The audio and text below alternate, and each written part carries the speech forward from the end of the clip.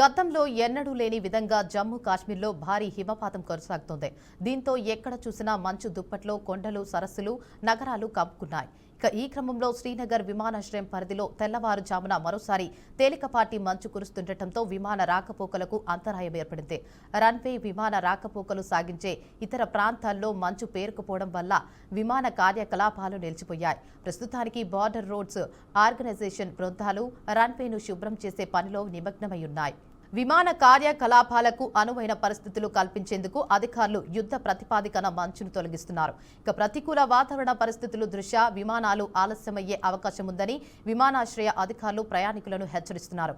గమ్యస్థానాలకు చేరుకోవాల్సిన ప్రయాణికులు తమ విమాన సమయాల గురించి ఆయా విమానయాన సంస్థలను సంప్రదించి తాజా సమాచారం తెలుసుకోవాలని సోషల్ మీడియా వేదిక ద్వారా శ్రీనగర్ ఎయిర్పోర్టు అధికారులు విజ్ఞప్తి చేశారు. వాతావరణం అనుకూలించిన తర్వాతే విమాన సర్వీసులు సాధారణ స్థితికి చేరుకుంటాయని అధికారులు స్పష్టం చేశారు. దక్షిణ కొరియా నుంచి అమెరికాకు దిగుమతయ్యే వస్తువులపై సుంకాలను పెంచుతున్నట్లు అమెరికా అధ్యక్షుడు డొనాల్డ్ ట్రంప్ ప్రకటించారు.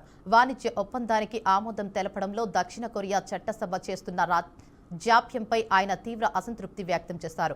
ప్రస్తుతం దక్షిణ కొరియా నుంచి వచ్చే దిగుమతులపై 15% టారిఫ్లు అమల్లో ఉండగా వాటిని 25% పెంచుతున్నట్లు ట్రంప్ తెలిపారు.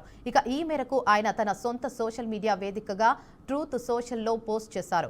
దక్షిణ కొరియా అమెరికాతో కుదుర్చుకున్న వాణిజ్య ఒప్పందానికి కట్టుబడి ఉండటం లేదు. అధ్యక్షుడు లీ జే మ్యూంగ్, నేను గతేడాది ఇరు దేశాలకు ప్రయోజనకరమైన గొప్ప ఒప్పందం కుదుర్చుకున్నాం. అయితే ఆ దేశ శాసనసభ ఇప్పటి వరకు దానికి ఆమోదం తెలపలేదని ట్రంప్ ఆగ్రహం వ్యక్తం చేశారు. ఈ నేపథ్యంలో దక్షిణ కొరియా నుంచి దిగుమతయ్యే ఆటోమొబైల్స్, కలప ఔషధ ఉత్పత్తులపై పెంచిన సుంకాలు వర్తిస్తాయని ఆయన స్పష్టం చేశారు. ఈ కొత్త టారిఫ్లు వెంటనే అమల్లోకి వస్తాయని వైట్ హౌస్ ప్రకటించింది. బ్రేకింగ్ న్యూస్ చూస్తున్నాం. బీఆర్ఎస్ నేత మాజీ ఎంపీ సంతోష్ రావు ఫోన్ ట్యాపింగ్ కేసులో కాసేపట్లో సిట్ ముందుకు హాజరు కానున్నారు. 3 గంటలకు జూబ్లీహిల్స్ ఏసీపీ కార్యాలయంలో హాజరు కావాలని సిట్ నోటీసులు జారీ చేసింది. ఫోన్ ట్యాపింగ్ కేసుకు సంబంధించి ఆయనకు కీలక సమాచారం తెలిసి ఉండొచ్చని నోటీసులు తెలిపింది. ఇప్పటికే మాజీ మంత్రులు హరీష్ రావు, కేటీఆర్లను సిట్ విచారించి వారి వాగ్మూలాలను నమోదు చేసింది. ఈ క్రమంలో సంతోష్ రావు విచారణపై సర్వత్రా ఆసక్తి నెలకొంది. తమిళ హీరో విజయ్ జన నాయకన్ సినిమాకు కష్టాలు తప్పడం లేదు. సెన్సార్ బోర్డు యూఏ సర్టిఫికెట్ ఇవ్వాలని సింగిల్ బెంచ్ తీర్పును Madras high court chief justice bench రద్దు చేసింది. సెన్సార్ సర్టిఫికెట్ వివాదాన్ని బోర్డు దగ్గరే తేల్చుకోవాలని చీఫ్ జస్టిస్ బెంచ్ ఆదేశించింది. గతంలో సెన్సార్ బోర్డు జన నాయకన్ సినిమాకు యూఏ సర్టిఫికెట్ ఇచ్చి వెనక్కి తీసుకోవడంపై హైకోర్టును మేకర్స్ ఆశ్రయించింది. దీంతో యూఏ సర్టిఫికెట్ ఇవ్వాలని గతంలో సింగిల్ బెంచ్ ఇచ్చిన తీర్పును చీఫ్ జస్టిస్ బెంచ్ రద్దు చేసింది. తమిళ హీరో విజయ్ జన నాయకన్ సినిమాకు కష్టాలు తప్పడం లేదు. సెన్సార్ బోర్డు యూఏ సర్టిఫికెట్ ఇవ్వాలని సింగిల్ బెంచ్ తీర్పును Madras high court chief justice bench రద్దు చేసింది.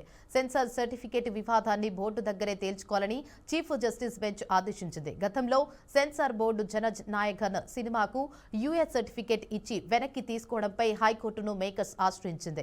దీంతో యూఏ సర్టిఫికెట్ ఇవ్వాలని గతంలో సింగిల్ బెంచ్ ఇచ్చిన తీర్పును చీఫ్ జస్టిస్ బెంచ్ రద్దు చేసింది. AP deputy CM Pawan Kalyan Pithapuram పర్యటన వాయిదా పడింది. రేపటి నుంచి ప్రారంభం కావాల్సిన ఈ పర్యటనను పార్టీ కార్యక్రమాల నేపథ్యంలో వాయిదా వేస్తున్నట్లు సమాచారం. ఈ నెల 28 నుంచి 30 వరకు 3 రోజుల పాటు పిఠాపురం నియోజకవర్గంలో టౌన్, వార్డు, బూత్ స్థాయి కమిటీలకు ఎన్నికలు జరగనున్నాయి. పార్టీ సభ్యత్వం కలిగిన ఓటర్లు ఈ ఎన్నికల్లో పాల్గొని కమిటీలను ఎన్నుకోనున్నారు. ప్రత్యేకంగా ఈసారి ఓటింగ్ ప్రక్రియ ద్వారా పార్టీ పదవులకు ఎన్నికలు నిర్వహించనున్నారు. ఇప్పటి వరకు నామినేషన్ లేదా ఏకగ్రీవ పద్ధతిలో జరిగే ఎన్నికలను భిన్నంగా తొలిసారి సభ్యులే ప్రత్యక్షంగా తమ ప్రతినిధులను ఎన్నుకునే విధానాన్ని అమలు చేస్తున్నారు. రేపు నామినేషన్లు దాఖలు చేసుకునే అవకాశం కల్పించనున్నట్లు పార్టీ వర్గాలు వెల్లడించాయి. ఎన్నికల ప్రక్రియ పూర్తయ్యే వరకు నియోజకవర్గంలో పార్టీ కార్యకలాపాలపై దృష్టి కేంద్రీకరించాలని నిర్ణయించడంతోనే పవన్ కళ్యాణ్ పర్యటనను వాయిదా వేసినట్లు తెలుస్తోంది. పవన్ కళ్యాణ్ పిఠాపురం పర్యటనకు సంబంధించిన కొత్త తేదీలను త్వరలో ప్రకటించనున్నట్లు పార్టీ నేతలు తెలిపారు.